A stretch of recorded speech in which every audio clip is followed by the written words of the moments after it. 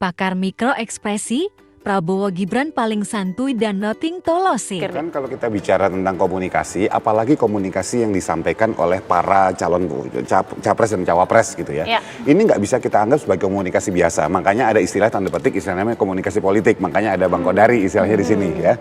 Nah, kalau kita bicara komunikasi politik, ini adalah komunikasi yang dirancang tanda petik sedemikian rupa, nggak mungkin nyablak-blak gitu aja.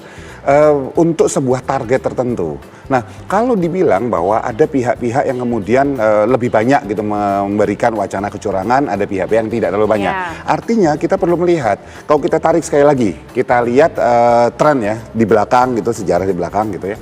Wacana kecurangan seperti disampaikan tadi adalah rata-rata disampaikan orang yang khawatir bahwa dia bisa mengalami kekalahan nih.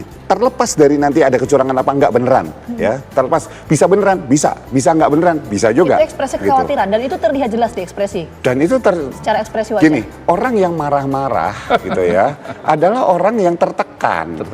Kalau misalnya dia yakin menang, kan dia kan nggak akan tertekan. Jadi yang paling kelihatan tertekan tuh siapa di situ? Coba kalau dari pakar mikro ekspresi melihatnya siapa yang paling tertekan nih, Mas? Yang terlihat santai jelas, yang sangat santai kayak nothing tulus gitu ya, entah nothing tulus karena yakin menang atau nothing tulus udah tahu bakal paling nggak menang juga gitu, misalnya gitu ya. Kita nggak tahu akhir nanti. Itu adalah kubu yang nomor satu.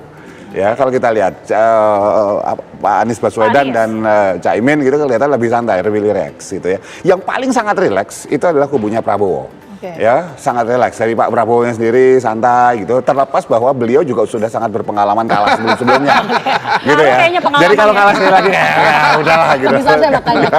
Kalau yang ketiga? Nah, yang ketiga terlihat sekali bahwa itu tegang gitu. Sampai kalau kita perhatiin ketika buka nomor segala macam gitu, saking tegangnya. Kalau yang lain kan nunjukin nomor dulu ke pasangan cawapresnya gitu. Ini kan enggak gitu loh.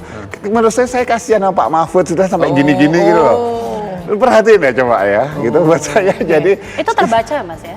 Ya, kalau kita tegang, kita nervous, kita punya tendensi untuk melupakan banyak hal. Gitu loh.